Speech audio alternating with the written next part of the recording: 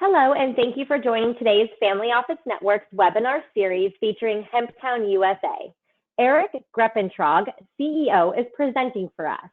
Eric will discuss the platform that Hemptown USA has built for industry, consolidation, and integration.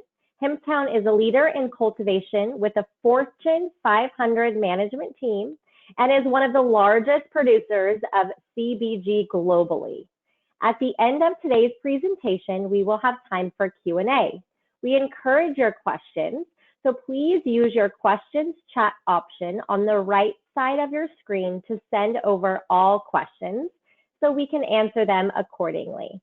And with that brief introduction, Eric, I'm going to let you take it from here. Thank you, Lindsay. Appreciate you having us, and I appreciate the people on the other side, especially during the end of the year and coming up on the holidays. So a little quick introduction. My name is Eric Gripentrog. I'm the CEO of Hemptown. I joined Hemptown about 10 months ago. I come from the consumer packaged goods industry. The majority of my career was with the Kellogg company in a multitude of different roles, both here domestically in the US as well as overseas in Europe. And I ran one of our operations out of Latin America. And then I went on to Panera and then came to Hemptown. So my background is primarily consumer packaged goods, and I'll kind of dive into what we're uncovering here at Hemptown and why we're bullish on the business and where we want to take everything. So with that being said, Hemptown, we really want to be the leader within the industry. We want to be the leading cannabinoid company, and our comparative is to really become that Procter and Gamble for the cannabinoid industry. And I'll kind of walk through what that actually means. But that's our vision. That's ultimately where we want to go, and that's where we want to take Hemptown. And then who are we? I think Lindsay mentioned, we a very strong cultivation business, and I'll get into kind of the supply chain and why this Procter and Gamble analogy. But we've been a growing business for the last couple of years. Our cultivation operation is cash flow positive. And we have different revenue streams that we can sell with our solid supply chain assets. And I'll kind of walk through, what does that look like? What are the revenue streams that I'm talking about, and how can that be diversified as either consumer packaged goods products or cultivator? We're definitely one of the largest producers of CBG. We were, I think, one of the first out of the gate last year and farms several hundred acres of CBG. We do have an aggressive M&A approach and an M&A strategy to kind of leverage the assets that we have, and I'll talk to you a little bit more about that. And then I think last but not least, we have a CGMP certified facility that's also FDA registered. So a little bit about Hemptown. Cultivation primarily is operation, but we also have a manufacturing facility at the bottom of the page that talks about the types of manufacturing capabilities that we have under CGMP, but also registered with the FDA. So why do we want to become this Procter and Gamble industry? Why is that so critical? Well, we believe that there's an immediate opportunity for industry consolidation. There's a lot of small brands. From our count, there's over 3,000 CBD brands.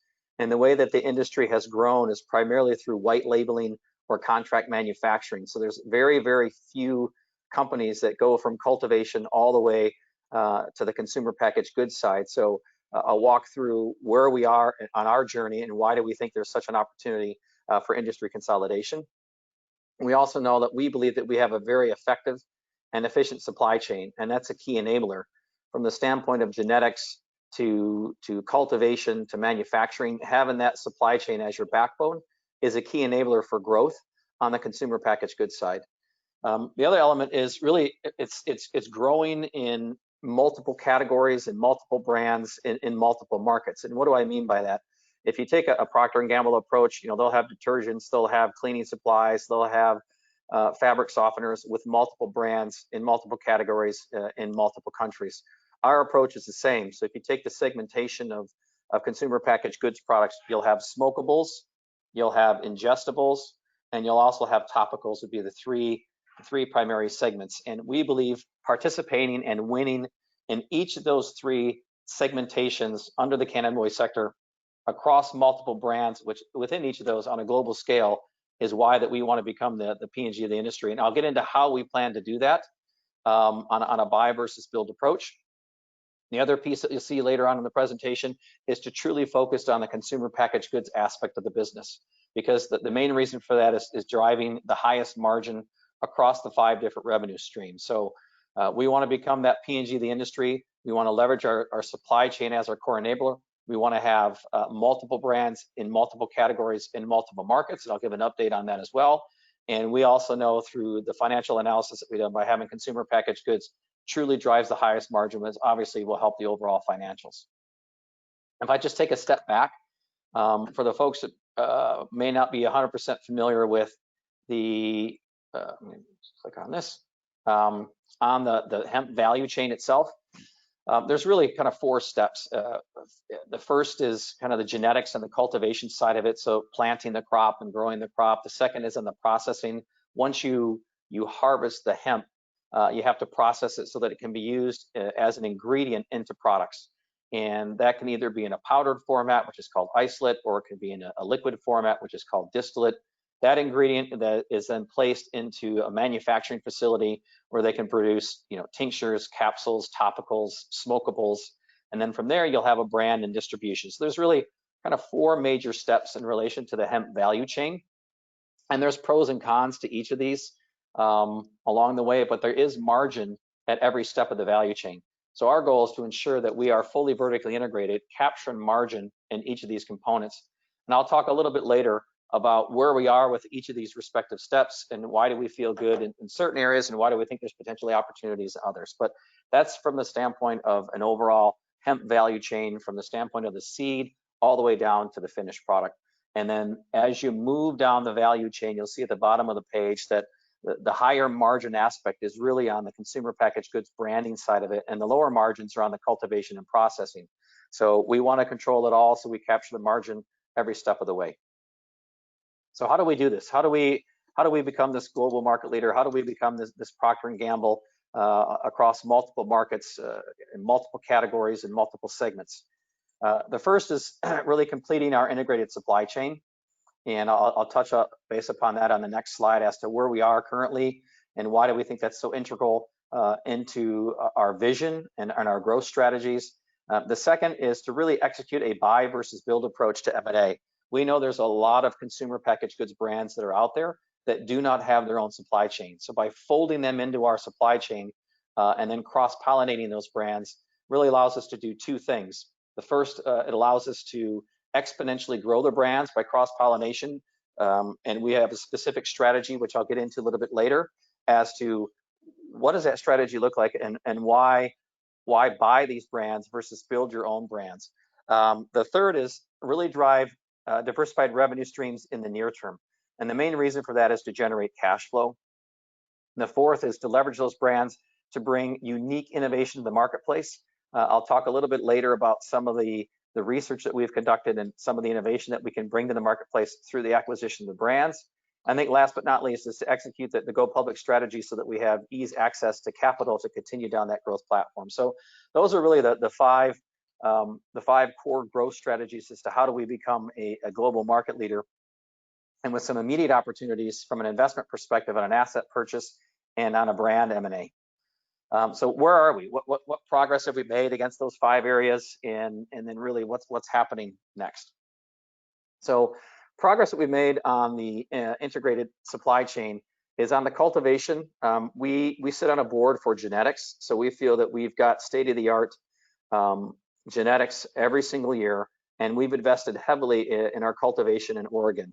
We've had capital investments up at our respective farm that speak to underground irrigation systems, drying silos, and et cetera. So we've got a very, very solid infrastructure up at our farm in Oregon to ensure that we've got not only short-term, but long-term cultivation expertise and capital so that we can continue to seed and feed our own respective products.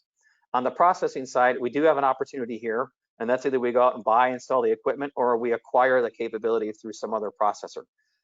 So that would be one of the M&A approaches, is to acquire that processing so that we can complete that supply chain. So once we grow the product on the farm, we have the genetics, we can take that hemp and we can process that hemp into that liquid or that powdered form. And then the second step is through the acquisition of the facility that we have in Portland. This is the CGMP certified facility that's also FDA registered. So we can produce consumer packaged goods products, whether it's in capsules or tablets or gum or tinctures or topicals, we have that capability as we speak. And last but not least is we have a Hemptown brand where we have some consumer packaged goods products, but we've also identified several M&A targets and signed multiple NDAs to have discussions with these folks as to becoming part of the Hemptown, call it conglomerate. And they take a little bit of money off the table, but we have a growth plan to expand their brand through incremental distribution. So when we talk about completing the supply chain, those are roughly the 4 steps. There's an opportunity for us to acquire or build the processing side. And as I mentioned in the setup slide a few minutes ago, you can maximize margin in every step of the value chain. So there's margin to be had in cultivation, there's margin to be had in processing, margin to be had in co-packers and manufacturing, and margin to be had in brands. And as you move down, you obviously earn more money on the brand side of the business than you do on the cultivation. But if you own the entire process itself, you're capturing every piece of that margin along the way. What progress have we made in the buy versus build approach? We have over 12 companies under NDA considering joining the Hemptown team. What I'm going to illustrate here on this slide is, company A might be into vending in C stores. Company B might be only in e-commerce. Company C might be only in smoke shops. Company D might be only in department stores. So we have a very specific classification for talking to brands, consumer packaged goods brands. The first is close to EBITDA neutral. And the second is they have to have a very specific, unique distribution swim lane. And why those are the 2 criteria for companies that we're looking at acquiring and folding under Hemptown.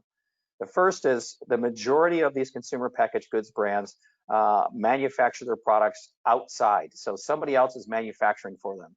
Well, by leveraging our supply chain, so from the farm all the way to the finished goods, we can bring in that manufacturing under Hemptown and significantly reduce the cost of goods, therefore significantly increasing the gross margin.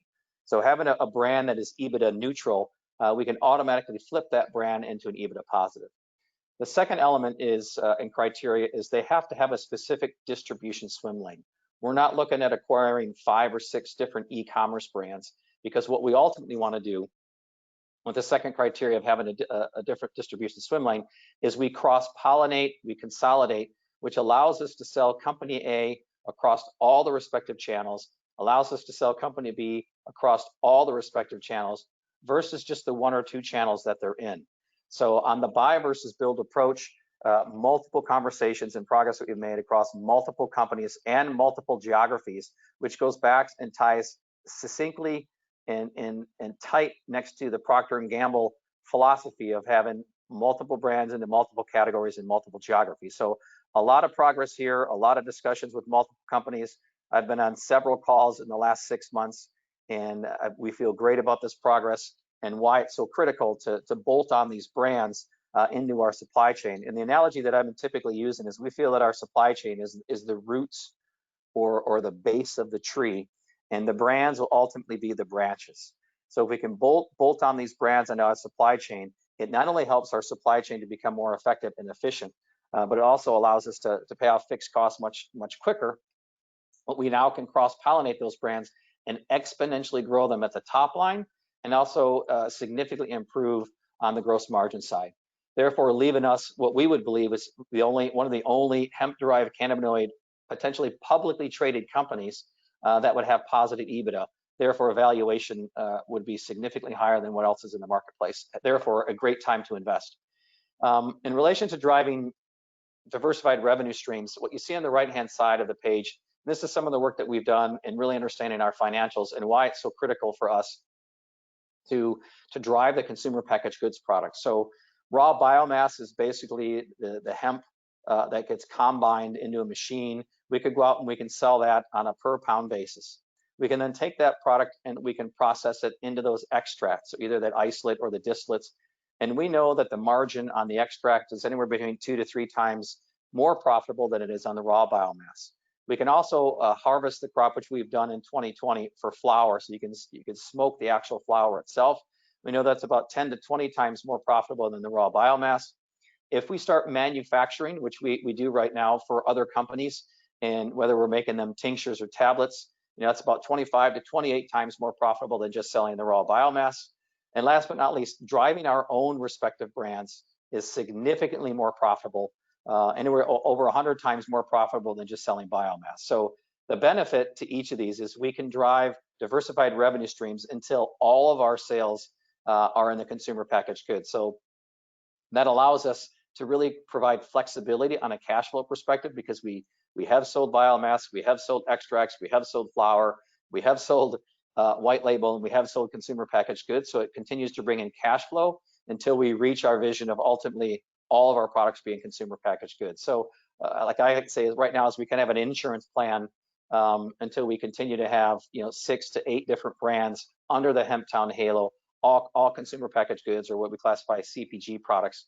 And that creates us a window of opportunity between now and that point to monetize this inventory and monetize these different types of revenue streams. So we feel great because we've sold and generated revenue in each of these five diversified streams. So the progress that we've made there has been super, with the end goal of really all selling consumer packaged goods. What else from an innovation perspective? We believe that we're not only the U.S. Market leader in CBG, but we believe we might be the global leader in relation to CBG, just from the sheer amount of CBG that we've harvested over the last couple of years. We did commission a proprietary research study with one of the leading universities, and it really dove into geographic expansion opportunities just based on the acceptance of CBD and CBG products. But I think more importantly and exciting is it went after specific unique skin conditions and the amount of people that are impacted by that. From our information, some of the research that we have, CBG is well known to help out skin conditions, whether that's psoriasis or eczema. And through this commission's research study, we know the demographics and the target markets to develop innovative products to go after the millions of people that are impacted by these types of symptoms. From there, we've built up a 3-year innovation roadmap. And that 3-year innovation roadmap really falls into those 3 segments that I spoke about before. One is on the smokable side. So we have smokable products actually for sale right now on our website. That's an up and coming booming category. And I'll get into a little bit more specifics later on as to what that looks like. And the second is really driving CBG focus on skincare. And then we leverage off of that innovation roadmap the differentiation that we have in our CGMP and FDA registered facility. We do not believe there are several facilities in the marketplace that are both CGMP and registered with the FDA to manufacture finished goods for CBD and CBG. So having that asset folded into our portfolio, we believe provides us a differentiation in the marketplace, which supports that innovation roadmap. And last but not least, I think through all of the M&A discussions that we've had on the buy versus build approach, there's different sales and distribution opportunities. Not everyone is buying their products at a Walmart or a Walgreens. They're buying them in several locations. Through some of these M&A discussions, there's opportunity for us to expand distribution into new areas, which will allow us to take 6 or 7 brands into new swim lanes or new distribution opportunities. So great progress on the innovation front, being leaders in the CBG from the innovation roadmap and the proprietary research study that we've conducted, and then allows us to expand on that through the M&As. On the go public, progress that we've made is we've announced an RTO with a TSX listed CPC, which is basically a SPAC. We're going through all of our audit process right now in 2019 and 2020. We're anticipating a closing and a go public in Q1 of 2021. And like I said, we have immediate financing opportunities. I always tell folks that I think it's a rare, unique opportunity to buy into a company that already has plans to go public within the next 3 to 4 months. So the return on that investment, I think, can not only be significant, but it could also be extremely timely. So great progress that we've made on our 5 specific growth strategies. And I'll quickly go through what those were again. So on the value chain, we're completing out our value chain on the processing side. We've had multiple discussions with an M&A approach on a buy versus build strategy with specific consumer packaged goods brands, which allows us to cross-pollinate. We are driving our diversified revenue streams in the short term to generate cash flow while we build out the consumer packaged goods portfolio. We're driving unique innovation in the marketplace, whether that's through the research study that we've done or the innovation roadmap, but truly being leaders on the CBG side of it. And we've also signed an agreement with the TSX listed CPC that we plan to go public in Q1 of next year. So what's really next for us? As I mentioned, there's three categories: the smokables, the ingestibles, and the topicals. We're in the process of launching our line of hemp smokables, whether those are hemp sticks or hemp flower. Those are all available at hemptownusa.com. Again, these are consumer packaged goods products, so they're very, very high in gross margin, which helps us. We have a couple M&As on the front. We've been sending out probably 2 or 3 different LOIs or IOIs. I just sent out one yesterday, so we want to complete those. And that does several things, as I mentioned before. It brings in, not only brings in the revenue, but also the margin, and then we can cross-pollinate those brands to expand them. And then obviously the capital that gets invested, we leverage that for our growth trajectory. That would be on the processing side, completing some immediate opportunities for some discount assets that we can acquire, as well as the immediate opportunity on one of the M&As. And I think last but not least is we go public in Q1 of 2021. So that's a little bit about Hemptown. The goal for us to become the Procter & Gamble of the industry, the 5 growth strategies that we're working towards, the progress against each of those 5 respective growth strategies, and really what's next for Hemptown. So I think that ultimately kind of concludes the overview for Hemptown, what we're trying to accomplish, a little bit about myself.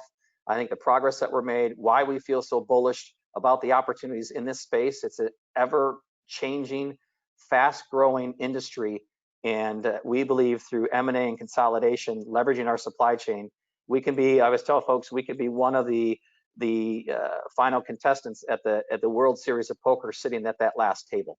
And we want to be strategic about how we're playing each of our hands, and we want to make sure that we're sitting at that end table, that final table, so to speak, at the World Series of Poker. And we feel great about the position that we're in, the space that we're in, the growth strategies that we're in, and the progress that we're making. So with that, I would open it up for questions.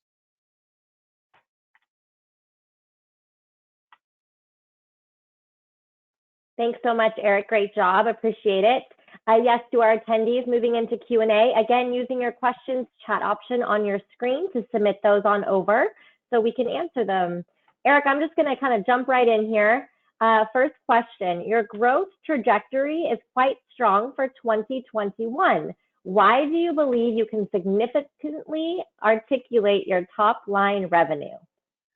Yeah, I also have Zane Callion on the phone too, so he might jump in with some additional answers. He's our corporate finance, I call him our corporate finance guru, who wears multiple hats. And I think it would go without saying that he's been instrumental in everything that we've done on Hemptown, I think on where we've come from and where we've been. So I just want to say thanks to Zane for all of your work and help that you've had over the last 12 to 18 months, because I know it's been a lot of work and you're on multiple calls, so thank you. So Lindsay, answer your question.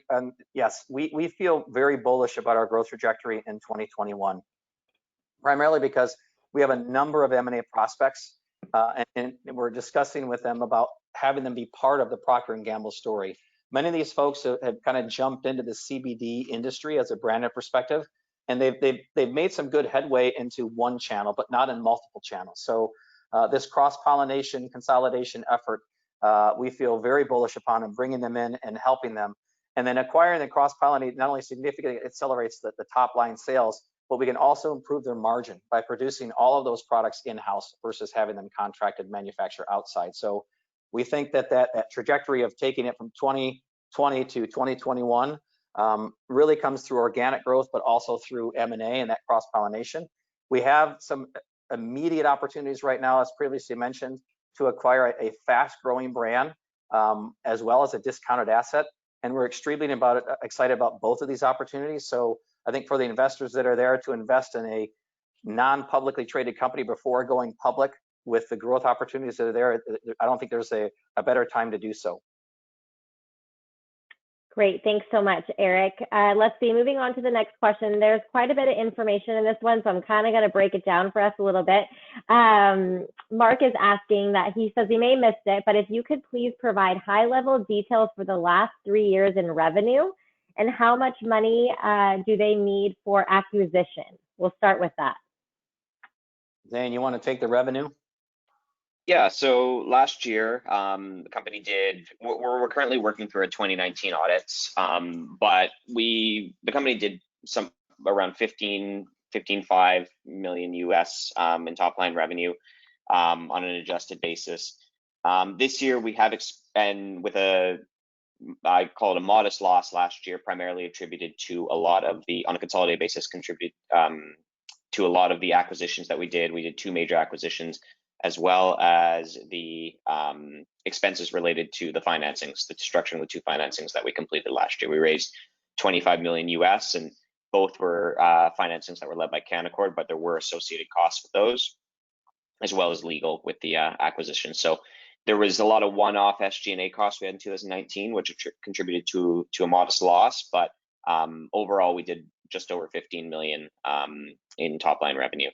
This year, we have experienced some compression in that, directly attributed to COVID. We had two very large sales that kind of fell through in early March, right around the time that the initial shutdowns happened. But coming out of May and June, we did kind of rebound, and sales have picked up, and we're looking to probably close out 2020 at around 12 million revenue, which is compressed compared to 2019, but we have successfully harvested 110,000 pounds of CBD and CBG flower this year, which has an average value of about $130 per pound. So that's all in inventory right now, and we're actively monetizing that currently, and we'll actively monetize that into early next year, which should see that our numbers kind of pick up from there.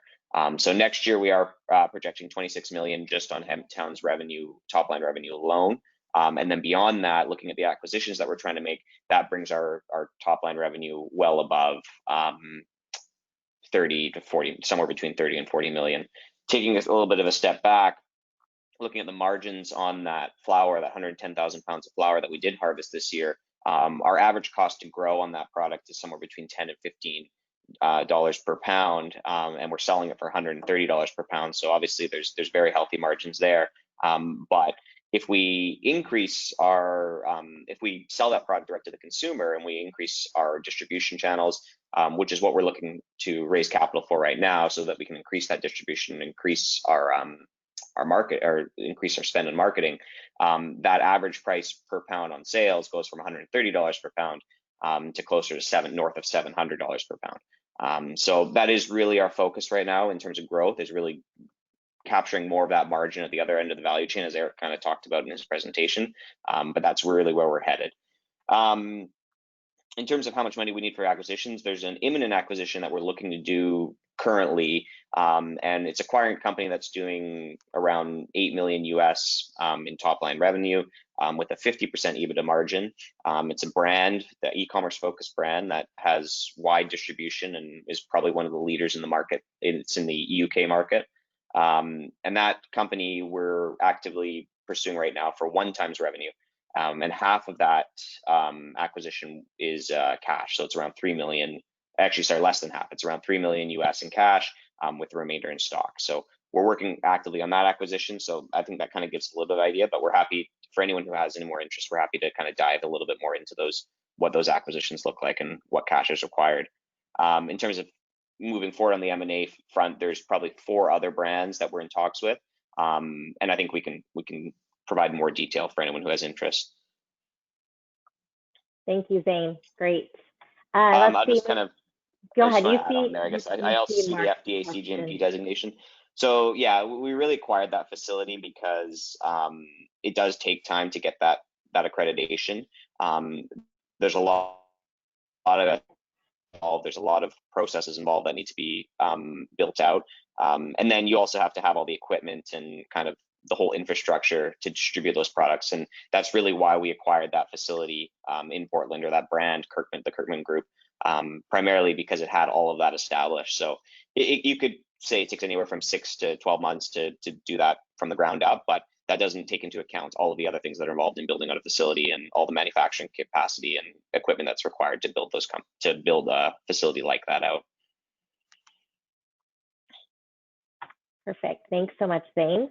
Let's see, next question. Are you strong on the hemp smokable category? If so, why? Yeah, I think it's a really good question. We really like the hemp smokable category. It's in rapid growth mode, and there's really no clear leader at the moment. And there's really two target consumers for hemp smokables. One is the traditional cigarette smoker, and we know on a global scale it's about $850 billion industry. And we also know that there's also the traditional recreational cannabis smoker. So there's really two target markets for the hemp smokables. And when you've got anything of a category that's $850 billion on a global scale, you have to get excited because there's really no clear leader at the moment for a hemp smokable brand. So on the hemp, on the cigarette smokers who want a smoking sensation without having the tobacco or the nicotine, smoking hemp is actually a terrific natural option because there's no nicotine and there's no tobacco in the hemp. And then for the recreation cannabis smoker who doesn't want the psychoactive effects that they have from smoking THC, smokable hemp is another great option because the smoker will not receive that typical cannabis high from smoking hemp. So we're extremely bullish and extremely excited about the smokable hemp sector as one of those three pillars, right? We talked about the smokables, the ingestibles, and the topicals. So on the smokable side, because it's so new and rapid growth, we actually have some products on our website that can be purchased and sold. And then we're also looking at opening up the market in Europe on the hemp smokable side, not only on the flower, but also on the cig. So yeah, we're extremely excited about it. We'll be launching actually 5 different flavors of hemp sticks. That'll probably be upcoming here in the next couple months. We have 2 flavors right now. We'll be adding 3 more on the hemp sticks, and it's just a matter of gaining some additional distribution, which is primarily on the convenience store side, is where most of the cigarettes are actually sold. Perfect. Thanks, Eric. Let's see, moving on, next question. Can you provide a high-level overview of the differences between hemp versus cannabis? And could you please include market size, profitability, and regulatory risks? Jane, you want to jump into that? I can add some context.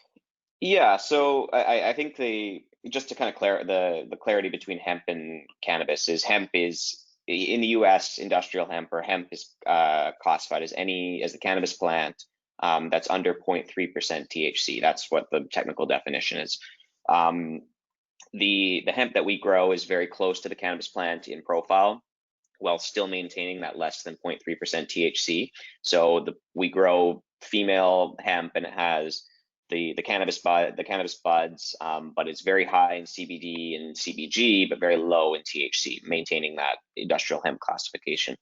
In terms of market size, Nelson estimates that the smokable hemp market will be somewhere between 300 and 400 million by 2025. Currently, it's probably somewhere around 70 to 80 million this year. Now, taking a look at how that compares to cannabis, I don't have those numbers off the top of my head, and I think the cannabis market as a whole is growing quite rapidly, especially with the changes and what's going on in Washington with the passage of the bill in the House and what's looking to quite possibly go into the Senate. What's interesting about Hemptown, though, is that we're uniquely positioned amongst other players in the space in that we have our cultivation asset that produces the cannabis plant or the hemp plant at a very low cost. So from the date of inception, we've been very focused on being a federally legal company. We only produce hemp. We do not produce anything with over 0.3% THC. We want to maintain that legal status under US federal law. But that said, we do have an asset that we can just dial the genetics that we grow and turn up the THC levels once cannabis does become federally legal. And because of that, we're in a unique position in that we have invested in an asset that not only in the CBD market today, but will have a lot of value once cannabis does become federally legal, which it looks like is coming more imminently than it was maybe 6 months ago. And I think that's a really great investment opportunity in that you're investing in not only a business that is cash flow today and supplying the market, the cannabinoid market today, but is in a very good position to be one of the lowest cost producers for THC and recreational cannabis in the future, and really building out that platform. So I think that's kind of one of the unique things about Hemptown, that a lot of CBD businesses that are only focused on brands and distribution that don't really have those assets are not in a great position to compete in the recreational cannabis market once that does become federally legal. I think to add to Zane's point, right? I think one of the other key differences is that hemp on a national federal level is legal, and cannabis at the moment, or THC, is not. And we've always said that we're gonna operate on the federally legal side of the operations in relation to how the business is going to run. So I think to Zane's point, right, under 0.3 THC is federally legal, so you can ship the product, whether it's the extracts or the ingredients or the finished goods, across state lines without any issues, because it's federally compliant. Right now, you can't do that on the cannabis side. So it's all state regulated and from vertically integrated within the state. So you cannot ship a THC product from one state to the other. It's actually against the federal law. Now, to Zane's point, that is kind of going through a review at the moment, but right now we're focused on the federally legal side because we believe that's the biggest opportunity, and leveraging our assets to focus on that is the right approach. Doesn't mean we won't get into it, but we won't get into it if it's not federally legal. Yeah, and just to add to that too, I'll say that one of the interesting things about comparing smokable hemp to tobacco is that, unlike tobacco, smokable hemp is not taxed the same way that tobacco is. So the margins are very, very high. You don't have this excise tax on a per state basis that tobacco has.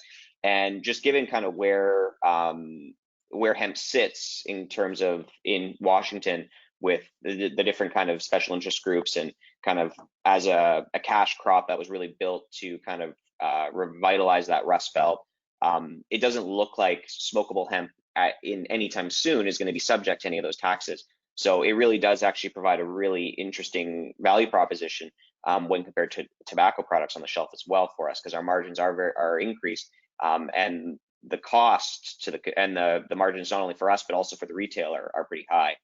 And then also taking a step back, just talking about the economics of growing hemp as compared to recreational cannabis. One of the interesting things, or most interesting things about how we grow hemp and how we grow cannabis or hemp, is that when you look at what it costs to produce recreational cannabis, and a lot of the US MSOs or US multi-state operators that grow in Nevada and California, they're all talking in terms of growing in square feet and number of lights, and it's a very, very expensive proposition to grow cannabis indoors. Whereas when we're talking about growing hemp outside in Oregon, we're talking in terms of acres and hundreds of thousands of pounds, and the cost to produce is so low comparatively. And really where the market's going is looking at the vape market and the extract market, and that's really kind of those are the leading products in a lot of segments in a lot of these states that have legalized cannabis. And we're in a position really to offer one of the lowest costs production platforms for recreational cannabis once it does become federally legal. And I think that's a great opportunity, while at the same time monetizing or generating revenue by selling hemp and still remaining federally legal today. Zane, thank you. Next question, can you ship the hemp or CBD overseas to Europe? And if so, is it worth more money there? Yeah, that's a great question. The answer is yes and yes, right? We can ship the product over to Europe, and in certain cases, the flower, Zane was talking about selling flower in the US for $130 to $150 per pound. We can ship it right now over to Europe for $200 a pound. So that would be about a 25% increase over what we charge in the US on the flower side. And then yes, the finished goods, at the end of the day, you can finish off products and sell tinctures and tablets and capsules and ship them over to Europe. I don't have the cost comparison as to how much we would get in Europe versus what we would get in the US, but I can tell you that the company that we're looking at acquiring, their cost per ounce or cost per fluid ounce to the consumer is significantly higher than what it would be here in the US. So that's why we're excited about that acquisition. Because the margins that they're making, it's extremely rare for a consumer packaged goods company to have a plus 50% EBITDA margin and a growing business each and every month. So that's the company out of the UK that Zane mentioned. So I think the answer is yes, we can ship product over to Europe. And yes, we believe the margins, at least from the business that we have been doing and the companies that we have been targeting, the margins are better over there than they are in the US, primarily because in the US, we know there's about over 3,000 little CBD brands in the US kind of fighting amongst each other. So that competition kind of reduces the prices. So But again, we're looking at any and all options for the right reasons to cross-pollinate and grow the brands, and then bring them in-house. So I think the answer is yes. We'll do business in Europe now. We'll do business in the future. Yeah, and I think just to add to that, like when you're looking at raw product too, and smokable hemp flower, and there is a large market in Europe, and Switzerland was probably one of the leaders in kind of building up that market. And the product, a U.S. grown product, is very high quality, obviously, and we've had great experience selling our product for 2 to 3 times what we sell it for in the U.S. And currently the market is somewhere around there, where we sell a product for $130 per pound in North America. We can sell the same product in Switzerland for 2 to 3 times that. And I think that market has been fairly robust, and it continues, and we're really looking critically at continuing to sell products into those channels. Thank you. And kind of adding on to that, Eric, you had mentioned your competition. Could you give us a few, overview of a couple of your competitors? Yeah, I mean, if we're going to compare, I would say that a lot of folks bring up Charlotte's Web as a competitor because they are a seed to sale, fully vertically integrated company that is public. I don't think they're making money at the moment, but I think they're probably the most well-known brand that's out there. I'm saying there's also another topical brand that we've been talking to. I can't remember the name off the top of my head. And then there's a lot of small CBD companies that just haven't found a way to expand distribution. There's a topical company called Hemp's, HEMPZ, that's in a lot of the mainstream retailers at the moment. But that's why we feel extremely positive about bolting on these brands into our supply chain so that we can expand them just not only in the US, but outside the US. So I mean, I've had conversations with companies in Mexico. I've had conversations with companies in Switzerland. I've had conversations with companies in the UK, and they're all extremely excited about being part of something bigger, and then folding in, their manufacturing in-house so that their margins can improve, and that allows their brand to exponentially grow beyond what their normal means are. And just to kind of, I'll just kind of add to that. On the hemp smokable side, probably one of the largest competitors is a company called TAAT, and they've had a great experience, a great response from the market, especially since they went public earlier this year. They're trading at many multiples their revenue, and we're in a great position to compete with them. They don't have a product to market yet, where we are already monetizing, selling a very competitive product. So we feel that TAAT's probably a very good indicator of kind of the interest in the space and the interest in the smokable hemp space, and I think we're very well positioned to compete with them. But that would be another good comparable. Also, just kind of adding to what I see, Mark has asked a question here about competitiveness when it comes to cultivation, and are we worried about larger players coming into the space and developing and growing hemp?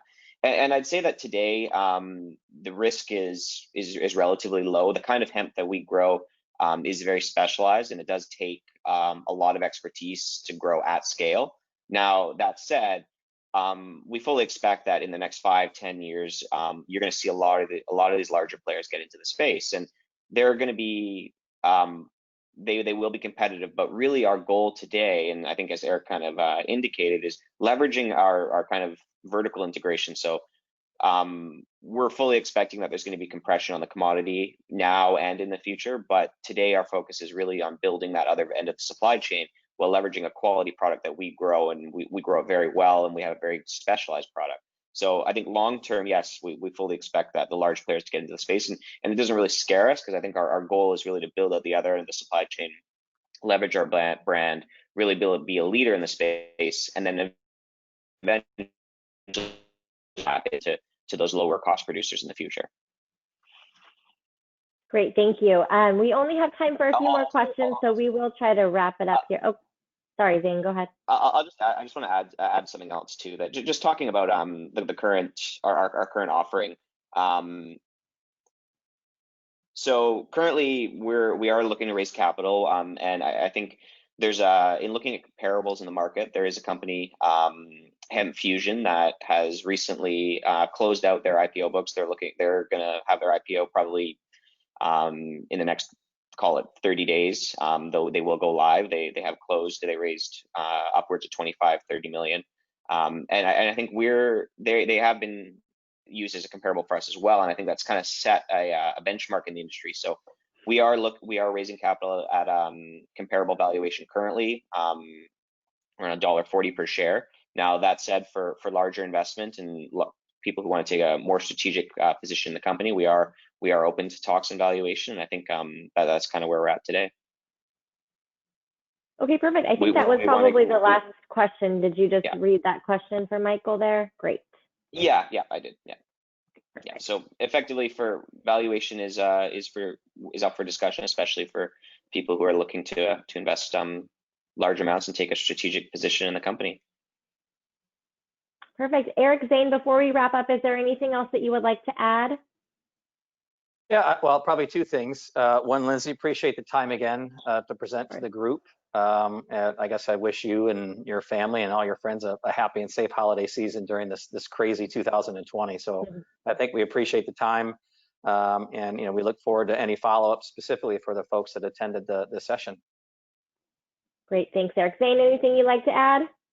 Nope, I appreciate everyone's time, and as Eric kind of said, that we're happy to have more in-depth discussions with any interested parties.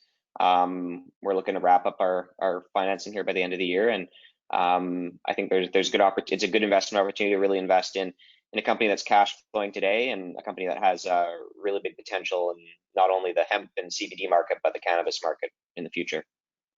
Great, gentlemen. It was a pleasure having you. Happy holidays, and we look forward to connecting with all of our attendees after. Sorry, Lindsay. I'll also add one more thing. I'd like to say that for anyone who also wants to learn a little bit more, you can go to hemptownusa.com/video and watch. We just recently went live on a video with a company called America's Next Investment, and it's a TV show that did a profile on Hemptown, and it provides a very in-depth view of the company. Fantastic. Great. Looking forward to watching that. Thanks again, everyone, and have a great day. Thank you.